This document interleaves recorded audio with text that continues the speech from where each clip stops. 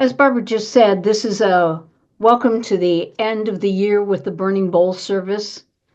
And it's a very special service designed to help us bless and release the old while planting seeds of hope for our coming year.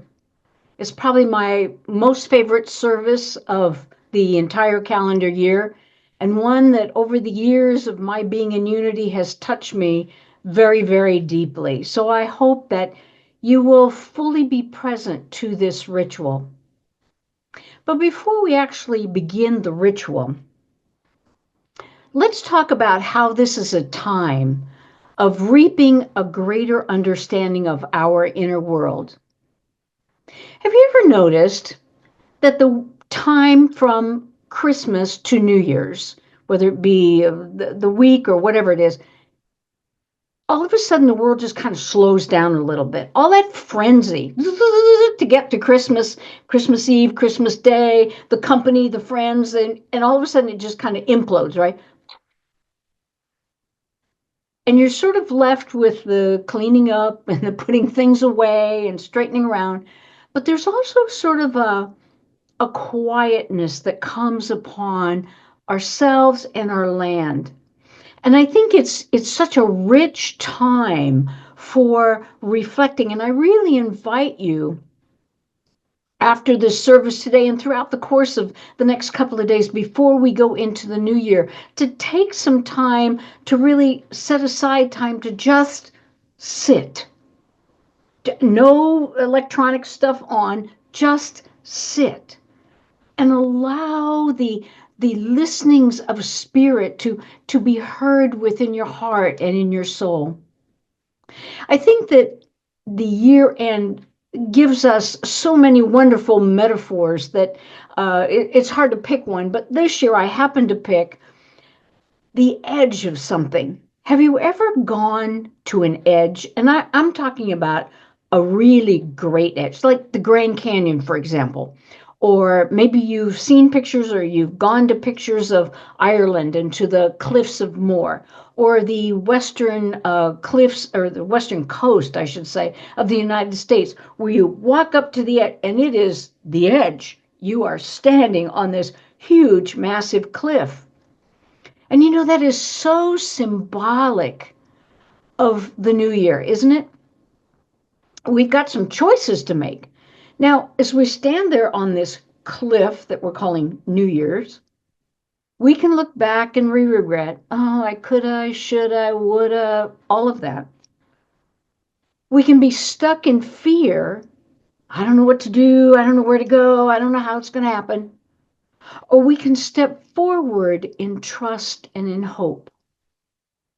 You know, coming to the edge, if you hold that image of like the Grand Canyon in your mind or something like that, it's both it's an interesting thing, isn't it? Because you're anxious in the positive sense to see what you'll find. I mean, what's over the railing? I don't know. We've never been here before.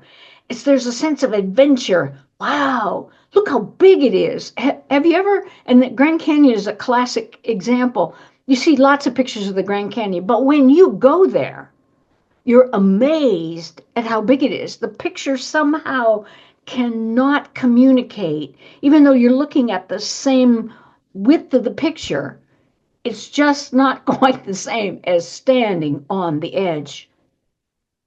And there's also a little bit of caution, isn't there? It's a long way to the bottom, and we don't want to get too close to the edge. We can't get to the edge of New Year's Eve just yet. We got another almost 72 hours to wait for it to come to us.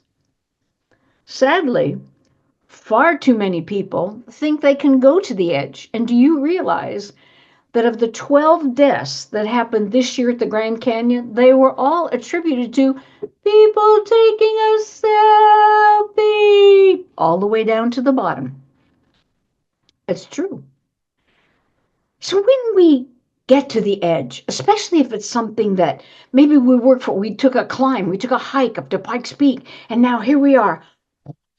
We come to the edge of the Grand Canyon, we come to the edge of the cliffs of Moher, to the edge of the Western Pacific. You know, we're just we're just stunned. We're stunned into a silence because we just have to stand there and go, oh my gosh.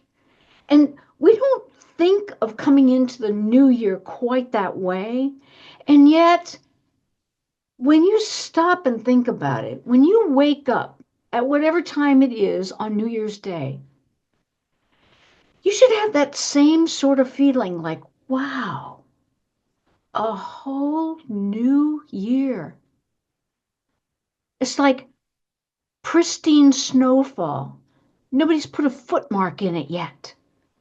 You have no idea what that year holds. Oh, you may have some plans and hopes and dreams. Yes, all of that. But we need to stand there for a minute and just allow the stillness. Because in reality, like I said a minute ago, we can't go any farther till we get there, right? We are on solid ground, and slowly but surely, the edge is coming toward us, even as we're coming toward it. And so there's decisions to make as we come to the edge about how is it that we will go forward. Say you did take a hike up to Pikes Peak, and it's a one-way trail. Well, how are you going to get back down? You have to stop, reflect, pause, and ponder, and then take action. If we saw New Year's Day, especially, in that same light, we wouldn't be so disappointed with our lives. There's sort of the unfolding mystery that we stand in awe of in that moment on that day. See, what happens in this burning bowl ceremony, this ritual, is that we allow ourselves a time, which we will in a few minutes, to literally burn on a slip of paper, and hopefully I've got mine, a half a Post-it, and you burn the things that you don't want to bring into the new year. But here is the blunt and ugly truth. We don't like change, and quite frankly, we think we're ready to let it go, but we are not ready to go. So the release is a symbolic act that it has a lot of meaning and a lot of power. And I think when you take the time, as we're going to kind of ask ourselves some inner questions, I want to get your mind and your heart sort of cooking before we go into this ritual. So that when you come to that place of writing on that slip of paper, it's like, yes, this is something I want to release. This energy, this issue, this memory, this person, this hurt, this whatever it might be, I'm ready to let it go forever. So let's ask ourselves a few questions about our willingness to let it go. Are you so willing to let a person or event go that you will never talk about them again? Think about that. That neighbor that when somebody says, isn't your neighbor? Yes, that person. They just drive me crazy. And you go, zip. I promised I would let them go. That thought about that person that hurt me or the time I made a mistake. Zip. I'm really going to let it go. We talk about healing. Oh, I let go of all illness and I let go of it. And then the way we talk about our bodies continues to perpetuate illness. Oh, this old thing, I just drag it around every day. It's just getting older and grayer every single day. I'm not really ready to let it go, am I? And in all honesty, you could probably tear the paper in half and half again. Because the behaviors and our behavioral patterns are things that we have invested energy in, being right, being in control, and we are not so vested in letting them go. Let me ask you another question. Where did your energy go this year? What did you learn about the trials and difficulties that you faced? What did you learn about yourself? What did you learn about others? What were the milestones in your life? The big birthdays, the injuries, the illness, the trips, the whatever? Special projects or events you participated in. How did you feel about that participation? Say, for example, last week we were doing the Christmas baskets. Did you sign up to show up? And did you? And did you help? Well, that's a good feeling, but maybe you didn't. And then you're feeling kind of guilty about that. We've got to let those feelings on both sides go. Did you invest in people who took your energy rather than reciprocated? We all have those friends. And sometimes it's not just a friendship, but it may be a group. I've been going to that group for so long now. I just dread going. It's the fourth Wednesday of every, and well, then why are we going? Or if we love the people, which oftentimes is more the case than the group itself, we love the people. Can we somehow shift it? Say, can we start a new book, or can we do a new thing here this year and reinvest energy differently? Because the edge is about releasing, isn't it? We can't fly if we're heavy. The hurt, the unforgiveness, unforgiveness of myself as well as others. The missed opportunities, that fear of missing out, FOMO. This came to me this past year on our trip to Sicily. I always sit in a certain seat on the bus because I want to take pictures out the window. And I have learned about polarizing on the window and all that stuff you really don't care about. Anyway, I thought I had planned for where the ocean was going to be, but somehow we turned a different way. And instead of being on the right-hand side, which I had anticipated it would be, it was on the left. Now I'm getting really frustrated. I can't stand up because it was really kind of a coastal, rocky, rugged road. And that was a little bit dangerous to try and stand up. And the seats on that side were all full. And I couldn't get any pictures of the ocean. I was so frustrated.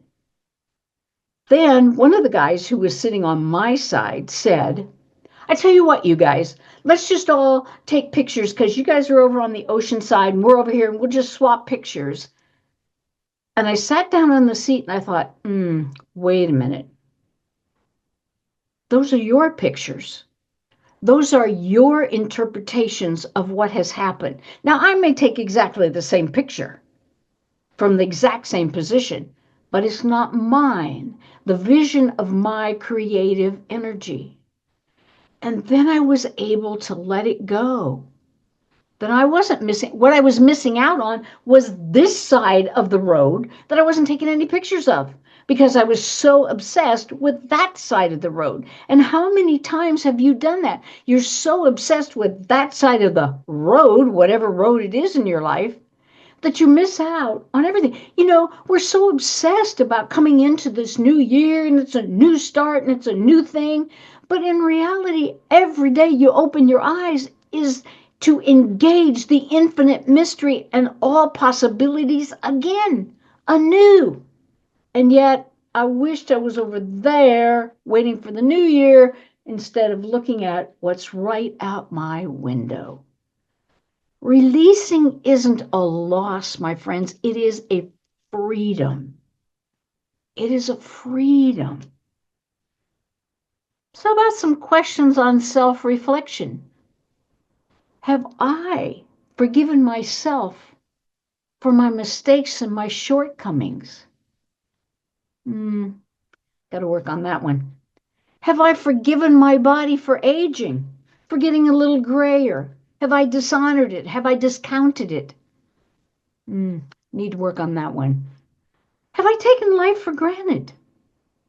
Have I forgot that today is a mystery unfolding with all possibility?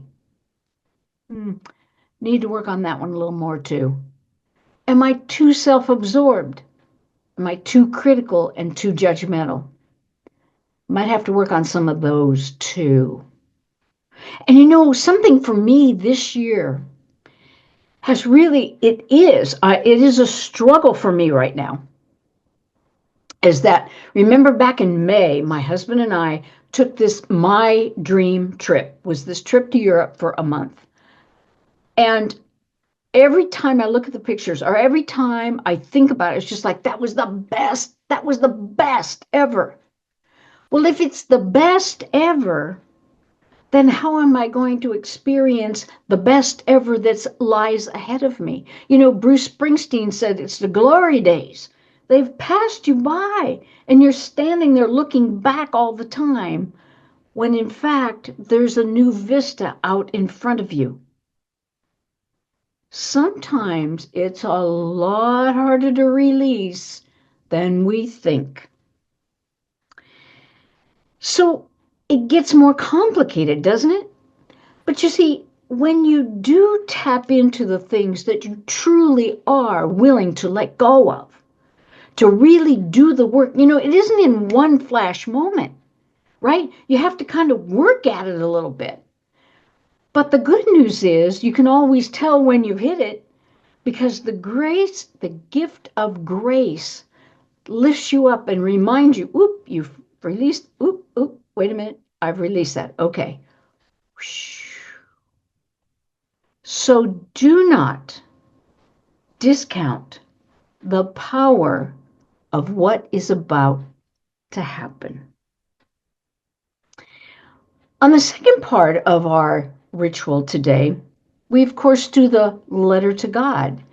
And again, as we stand on this edge, this precipice of a new year, the time of reflection, what have we learned about the people and about ourselves? Opportunities and circumstances that brought us right here. See, we are a sum total. We're a whole book with chapters left to write, but chapters that are already filled. You know how in a good movie or a good book they build the character. Well, that's what our life is doing. It's building our character. Reflection. Do we have gratitude? Have we deepened this year our sense of gratitude? It seems to me that when the people that I've encountered who've had some really hard lives, they have more passion for the future and for the present, for that matter. They're more willing to sacrifice. They're more committed. This past year, for me personally, I've never really struggled with my health. I've always been a healthy person. But this past year, I've had the opportunity to know about a health challenge.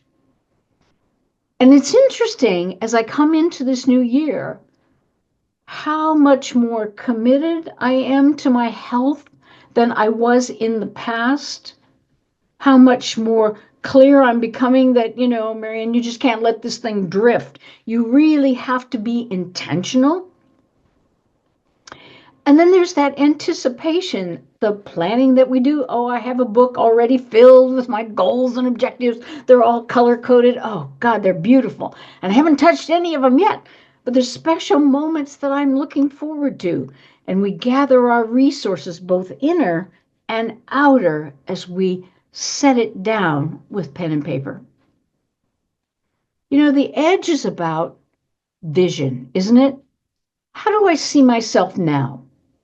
And how do I see myself, or how do I want to see myself a year from now? That's why I like when we keep these letters for 11 months, because then when you open that letter in November of next year, you go, really? Wow, was that what I was praying for? Or it's like, I never even thought that would happen to me this past year. And now I see how it all unfolded. And there still may be things that I want, or goals and objectives from last year that I'm bringing forward to this year. For example, health. I don't know about you, but every year I write, I want good health on my goals and objectives. But maybe this year I need to say it differently. The ugly truth is the years of my bikini body, which I never had, are over. But what I want now, instead of just good health, I want strength and I want stamina. That's a little bit different. How do I build up the strength in my body and have the stamina to do the things I want to do without tiring or injuring myself? In the end, the edge is holy ground. We're standing. Oh my gosh, I just love these couple of days right before New Year's Eve. It's such a sacred spot. It's where we meet ourselves and our purpose and our creator. It's where we say goodbye to that year and we bless it and we embrace it and we're grateful for it, even as we stand at that edge that we're not ready to take the forward step toward, but we are just seeing the vast screen ahead of us, the vistas that have no end. How far and how possible is it all? So here's our process. Right now, we're going to start a meditation. And then I will invite you at the end of that meditation for a time to write on your slip. Those of you in the sanctuary, hold it to the end, and at the end of the service, you will go out on the patio and burn it. Those of us on Zoom, I invite you to fold it in half, but I truly want you to burn it because there's something about the essence of watching it burn that's extremely powerful in the releasing process. Then we will write our letter to God, and we will have no peace song at the end, no circle at the end. You will simply go outside and hold the space of peace and don't talk to each other. Sometimes we are uncomfortable with silence, and so we want to chat, and we rob the other people of their time of silence. So simply just walk out, go to the fire and burn it. Maybe even come back into the sanctuary and just sit for a minute and just be grateful. So now I invite you to put distractions aside, the pens, the pencils, the papers, the everything that you got, and to really get comfortable in that chair. To begin to slowly breathe. Let the body relax. Let your eyes gently close. Let the attention float on the inhale of the breath to the very center of your heart, to the holy and sacred place where we meet God alone in silence. Living Spirit of God, the breath of life that we breathe. Here we sit, open, willing to cooperate with your healing grace. We ask for the courage to step forward into the new year, free of the baggage of the past. As we gently breathe in, we make room for the presence of God, trusting in the inflow to soothe us, to strengthen us. Gently releasing the breath and all that we believe holds us back from receiving the new year. And as we rest in the quiet, we release our focus on anything other than the guidance and direction of Spirit. We listen deeply. We listen carefully.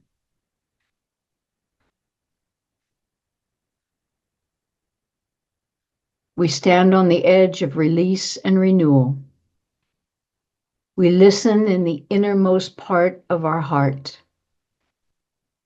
We ask you to reveal to each one of us, what is it that we're holding on to?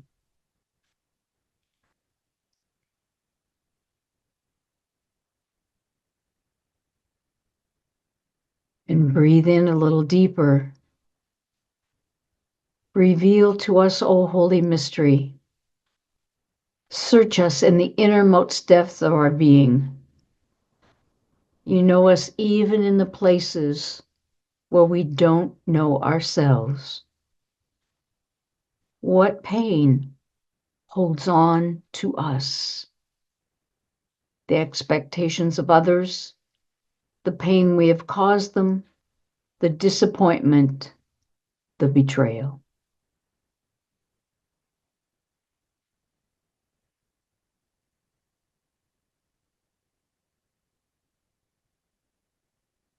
And what success, past glory keeps us from entering the new year, always looking back, never forward. In order to step forward in hope, we must let go of the baggage of emotions that weigh us down. Reveal what needs to be revealed, and change what needs to be changed. God longs with a ceaseless longing to perfect us, to refine the rough edges of our soul, to breathe more life into our life. Willingness is all that is being asked of us to cement our attention of the heart. And the Spirit within asks each of us, do you really want to be changed by turning it over to God? We stand on the edge. Our deepest desire is to fly free, unencumbered by the past, hopeful for the future, rooted in the willingness to grow in grace and gratitude. Let the paper take your burdens. Feel them being removed from your shoulders. Let them go. Let them go. Bless your list.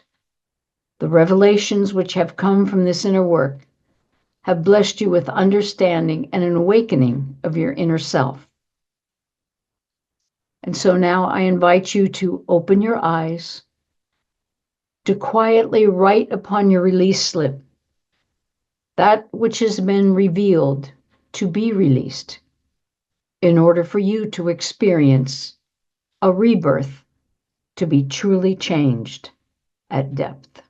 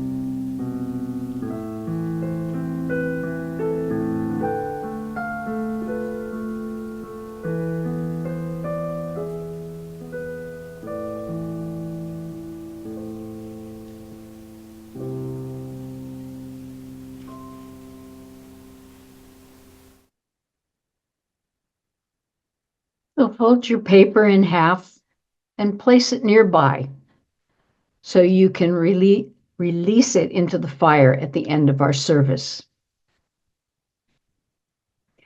Now we shift. We stand freer, expectant, looking out at the broad vista that is ahead of us. And so we're going to write a letter to God. And if you are, and I hope that you, on the envelope, mail it back to yourself. And those of us who are on Zoom, we put it in a place where you won't really see it for a while. Myrtle Fillmore, our co-founder, used to say, place it in the Bible like you're placing it in the hands of God. And that's where I put mine until November of next year. So I invite you to just sit down and just, you're free. So free. And now anything is possible. So as you hold that paper in your lap, before you write, it's important that remember that you're in the flow of spirit. It's not necessary to stop and edit. Nobody's going to read the wrong semicolon. Simply allow the flow as if your hand was taking a dictation from God, because in a lot of respects it is. Taking a breath and affirming that I am open and receptive to guidance and instruction. I am open and receptive. I am open and receptive to your living spirit of life.